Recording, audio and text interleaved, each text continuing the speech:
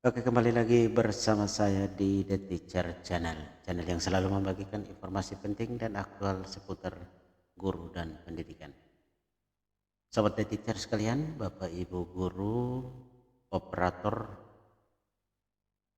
sekalian, pada video kali ini kita akan membahas seputar e-ijazah. Pada beberapa waktu yang lalu, pada video terdahulu, kita sudah membahas tentang bagaimana cara login web e-ijazah. Ini 3 minggu yang lalu ya. Cara login web e-ijazah dan penyiapan data e-ijazah 2026. Kemudian ada Verval PD. Nah, kemudian pada minggu lalu, 5 hari yang lalu itu kita juga sudah membahas tentang bagaimana cara melakukan konfirmasi data, konfirmasi kebenaran data e-ijazah. Ini yang harus dilakukan oleh peserta ujian atau peserta calon penerima ijazah bersama orang tua. Ini sudah dibahas dan memang ini sangat penting bagi rekan-rekan yang baru saja menemukan channel ini. Jangan lupa, ini ada video 3 minggu lalu tentang bagaimana cara login web e-ijazah, kemudian penyiapan data, dan juga cara melakukan konfirmasi data pada e-ijazah. Ini sudah dibahas, dan pada hari ini, pada video kali ini kita akan membahas tampilan terbaru dan fitur-fitur terbaru yang sudah bisa diakses pada web e-ijazah. Nah, untuk itu kita langsung saja, tidak memperpanjang kata, kita langsung saja ke web e-ijazah. Kita klik di sini e-ijazah, kemudian kita pilih dashboard validasi data peserta didik tingkat akhir. Kita klik di sana. Ini tampilannya seperti ini ya. Di sini sudah ada jadwal pengelolaan e-ijazah di bagian bawah, di kanan bawah. Ini ada untuk pendidikan menengah. Untuk pendidikan menengah itu jadwalnya 4 Mei, tanggal 4 Mei. Sedangkan untuk pendidikan dasar itu jadwalnya 2 Juni 2026. Ya. Kemudian pada video yang terdahulu kita sudah membahas tentang bagaimana melakukan konfirmasi kebenaran data ya. Kebenaran data, kita masuk di portal ijazah, di pojok kanan atas itu ada menu portal ijazah. Ini untuk melakukan konfirmasi data bagi peserta calon penerima ijazah atau peserta didik ya, peserta didik tingkat akhir kelas 6 untuk SD, kelas 9 untuk tingkat SMP, dan kelas 12 bagi SMA SMK, dan juga kelas 13 untuk SMK pola 4 tahun. Nah, ini sudah dibahas pada video pada minggu lalu, dan pada kali ini kita akan melihat perubahan ya, terutama terkait dengan ada satu pertanyaan dari salah satu rekan kita. Kalau mau lihat siswa yang sudah konfirmasi atau belum, di mana ya Pak? Oke, kita lihat di sini. Untuk melihat siswa atau peserta didik tingkat akhir yang sudah melakukan konfirmasi data atau belum, itu kita akan lihat di menu web e-ijazah. Kita masuk dari manajemen ijazah. Jadi di pojok kanan atas ya. Di pojok kanan atas ini kita klik pada menu manajemen ijazah. Kita buka di sini. Oke, kita buka, kemudian kita masuk menggunakan akun, kemudian kita masukkan kode OTP ya. Oke, kita masuk ya. Oke, kita sudah masuk. Di sini di bagian di bagian kiri ini kita sudah bisa melihat pada bagian DNS. Ini ada menu di sini. Kita langsung melihat pada DNS, data nominasi, daftar nominasi sementara ya. Daftar nominasi sementara. Di sini ada submenu residu. Ya, submenu residu DNS, kemudian ada valid DNS. Nah, di residu DNS ini kalau kita klik di sini akan ada dua submenu lagi. Ya, 1.1 itu validitas utama. Nah, kita buka. Ketika kita buka di sini, nah ini validitas utama. Ini akan menampilkan di halaman ini. Halaman ini menampilkan data peserta didik yang belum memenuhi kriteria validasi atau validitas, belum memenuhi kriteria validitas data yang dipersyaratkan sebagai daftar nominasi sementara calon penerima ijazah. Jadi nanti di halaman ini jika masih ada residu siswa yang masuk residu, itu akan tadi ditampilkan di sini. Kebetulan punya saya ini di sekolah saya ini sudah tidak ada residu. Pada waktu yang lalu itu memang ada 4 orang residu yang masih masuk residu. Jadi sudah diperbaiki di Verbal PD sehingga pada penarikan data terbaru ini sudah tidak ada lagi yang masuk residu. Jadi halaman residu ini sudah tidak ada lagi. Nah, di bagian residu ini ada 2 kali validasi. Validasi utama itu validasi terhadap syarat-syarat sebagai daftar nominasi sementara calon penerima ijazah. Nah, syarat atau data-data yang dipersyaratkan harus diteliti dengan benar, harus benar, itu adalah yang pertama itu NISN. Jadi NISN itu harus tunggal, tidak boleh ada data ganda. Jadi setiap peserta calon penerima ijazah itu harus memiliki NISN tunggal atau memiliki 1 NISN. Jadi setiap siswa, setiap peserta didik itu memiliki 1 NISN. Tidak boleh terdata ganda. Karena biasanya ada yang terdeteksi NISN ganda di sini. Jadi NISN-nya itu tidak boleh ganda. Kemudian NIK, nomor induk kependudukan. Ya, keunikan nomor induk kependudukan harus tunggal, tidak terdata ganda. Jadi pada waktu lalu 4 orang murid peserta calon penerima ijazah saya itu di sekolah saya itu terdata NIK ganda, ya, NIK ganda, tapi sudah diperbaiki di Dukcapil dan Verbal PD sehingga sudah tidak ada. Jadi di sini calon penerima ijazah itu harus memiliki NIK yang tunggal, NIK tunggal, nomor unik ya, nomor induk kependudukan yang tunggal, tidak boleh terdata ganda. Kemudian identitas, hasil pemadanan identitas peserta didik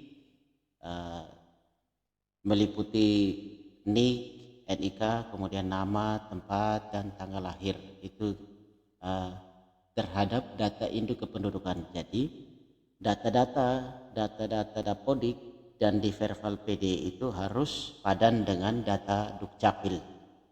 Jadi NIK harus sesuai, ya, NIK yang terdata di Dapodik harus sesuai dengan data Dukcapil. Kemudian nama juga harus sama dengan data Dukcapil, antara Dapodik dan Dukcapil itu harus sama. Kemudian tempat dan tanggal lahir juga seperti itu. Tempat dan tanggal lahir antara Dapodik dan Dukcapil itu harus sama. Ketika terjadi perbedaan, itu akan terjadi terdeteksi residu. Jadi masuk dalam kategori residu. Kemudian rombongan belajar, ya, rombongan belajar. Data peserta didik harus terdaftar aktif di 1 rombel. Ketika siswa ini terdata di 2 rombel pada Dapodik, itu akan terbaca residu. Ya, itu akan terbaca di residu, dan itu harus perbaikannya melalui Dapodik. Karena setiap siswa itu harus hanya terdaftar di satu rombongan belajar. Kemudian pemeriksaan kelulusan peserta terhadap data kelulusan peserta didik ini harus terdata sebagai penerima ijazah pada tahun ini saja, tidak boleh terdata pada calon penerima ijazah tahun ajaran sebelumnya. Jadi pemeriksaan kelulusan, jika sudah terdata sebagai penerima ijazah tahun sebelumnya, maka ini akan masuk pada residu. Nah, ini akan perbaikannya harus masuk perbaikannya melalui Dapodik. Nah, itu adalah data-data utama yang harus divalidasi. Jadi ini adalah syarat utama. Jadi syarat utamanya itu NISN, kemudian NIK, NIK, nomor induk kependudukan. Kemudian yang ketiga itu adalah identitas yang meliputi NIK, nama, tempat dan tanggal lahir. Itu harus padan antara Dapodik dan Dukcapil. Itu harus match, ya. Kemudian rombel, jadi siswa atau peserta peserta kelas akhir itu tidak boleh terdata di 2 rombel atau lebih dari 1 rombel. Jadi harus terdata di hanya 1 rombel. Kemudian pemeriksaan kelulusan, jadi peserta didik tidak boleh terdata sebagai penerima ijazah tahun sebelumnya. Ini adalah data utama yang harus dipenuhi dan divalidasi. Kemudian setelah validasi utama ini sudah terpenuhi, sehingga nanti tidak ada residu di sini, ya, tidak ada daftar nominasi yang bermasalah di sini di antara 5 syarat ini. Kita lihat lagi di validasi opsional, validitas opsional. Nah, validitas opsional ini menampilkan ini data-data siswa yang ada di sini. Ini menampilkan data peserta didik yang telah memenuhi validitas utama. Yang tadi di validitas utama yang sudah memenuhi syarat, ya, sudah memenuhi validitas utama yang ditetapkan sebagai daftar nominasi sementara calon penerima ijazah dengan tambahan validitas yang bersifat informatif dan tidak mempengaruhi status DNS. Nah, kalau syarat ini ada 3 syarat, yaitu ada rekam didik, kemudian e-rapor dan ijazah. Nah, penjelasannya ada di sini. Rekam didik ini maksudnya keterisian dan kesesuaian data rekam didik pada 5 semester terakhir. Ya, ini rekam didik, rekam jejak Dapodiknya. Kemudian e-rapor, keterisian data e-rapor peserta didik pada semester ganjil tahun ajaran berjalan, tahun pelajaran berjalan. Jadi untuk tahun ini, ya, tahun pelajaran 2025-2026 ini keterisian data e-rapor. Nah, di sekolah saya sudah menerapkan e-rapor, sehingga data e-rapor untuk semester 5 itu sudah terisi, sehingga ini ada centang biru, centang hijau di sini. Kemudian ijazah yang paling terakhir, ijazah, keterisian data ijazah dari jenjang pendidikan sebelumnya kecuali SD. Jadi di sini keterisian data ijazah SMP ini sudah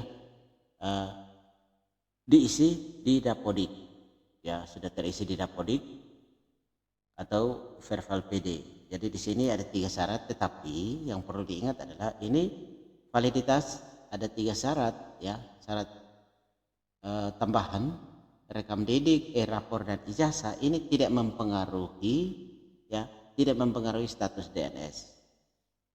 Yang akan mempengaruhi status DNS itu hanya pada validitas utama.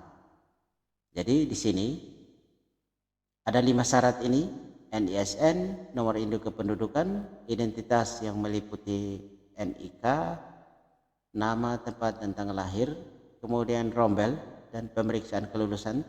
5 syarat ini kalau sudah dipenuhi dan sudah tidak bermasalah, maka peserta dinyatakan ditetapkan sebagai ditetapkan dalam daftar nominasi sementara. Sehingga di sini daftar siswa yang ditampilkan dalam validitas opsional ini sudah otomatis ditetapkan dalam daftar nominasi sementara, karena ini tiga syarat ini, ya, rekam didik, e-rapor dan e-ijazah ini hanya sebagai eh, syarat ya, sebagai syarat validasi yang bersifat informatif dan tidak mempengaruhi status DNS. Nah, sehingga di sini data di sekolah saya ada 425 orang ini tidak divalidasi validitas utama. Tadi semuanya sudah memenuhi validitas utama, sehingga mereka 425 orang ini sudah masuk pada validitas opsional. Tetapi ini memang ada yang masih kuning di sini ya, masih kuning ini artinya belum terdeteksi, tetapi ini tidak mempengaruhi status DNS dari 425 orang ini. Jadi ini sudah tidak ada masalah. Sekarang kita lihat lagi pada valid DNS ya di sini. Valid DNS, kita klik di valid DNS. Ini menampilkan data peserta didik yang telah memenuhi seluruh validitas wajib di validasi utama tadi ya. Di validitas utama tadi ini semua sudah memenuhi seluruh validitas wajib dan ditetapkan sebagai daftar nominasi sementara calon penerima ijazah. Jadi karena tadi siswa saya itu 425 semua sudah memenuhi validitas wajib atau validitas utama, maka 425 orang siswa saya itu sudah ditetapkan sebagai daftar nominasi sementara. Nah, pertanyaannya tadi kalau mau lihat siswa sudah konfirmasi atau belum di mana ya Pak? Nah, di sini di laman ini valid DNS ini kita bisa melihat peserta didik atau siswa mana yang sudah melakukan konfirmasi data. Kalau saya gulir ke bawah, ini ada 425 orang. Ini belum ada yang melakukan konfirmasi data. Nah, konfirmasi data ini penting sekali dilakukan agar memastikan kebenaran data yang sudah masuk dalam daftar nominasi sementara ini sudah benar atau belum, atau mungkin ada perubahan. Nah, data-data ini karena ditarik dari Dapodik, maka kita perlukan konfirmasi data oleh peserta didik dan orang tua. Sehingga jika terdapat perbedaan data atau ada data yang salah, harus segera dilakukan perbaikan. Seperti penjelasan pada video sebelumnya, pentingnya melakukan validasi atau melakukan konfirmasi data. Sehingga di sini akan terlihat siswa mana yang belum melakukan konfirmasi data. Sehingga pada saat kemudian di akhir proses e-ijazah ini dan ijazah sudah diterbitkan dan kemudian ternyata ada data yang berbeda atau data yang salah dan dikomplain oleh orang tua, ini sebagai bukti bahwa orang tua dan siswa sudah pernah mengkonfirmasi bahwa data ini benar gitu. Jadi jangan sampai ada data yang masih salah, tidak dikonfirmasi, lalu ternyata sudah diterbitkan pada akhir proses sudah diterbitkan ijazah, maka ini akan menyulitkan. Sehingga perlu sekali orang tua dan siswa melakukan konfirmasi data. Nah, bagi operator dan pihak sekolah ini perlu memantau web e-ijazah ini, kita perlu memantau agar dan kita pastikan semua peserta calon penerima ijazah atau semua siswa itu harus melakukan konfirmasi data disesuaikan dengan data-data yang valid ya. Perlu dipastikan data-data NISN, kemudian nama, tempat tanggal lahir ini sudah valid, sudah benar, lalu dilakukan konfirmasi bahwa data-data itu sudah benar. Demikian informasi yang bisa teacher bagikan, semoga bermanfaat. Dan bagi Bapak Ibu guru operator yang baru saja menemukan channel ini, jangan lupa tekan tombol subscribe dan bisa bergabung bersama teacher agar kita tetap menjalin komunikasi, kita tetap terhubung untuk saling berbagi informasi-informasi penting seputar pendidikan dan guru. Demikian informasi yang bisa diteacher bagikan. Kita jumpa lagi di video-video selanjutnya dengan informasi-informasi aktual lainnya. Terima kasih. Salam.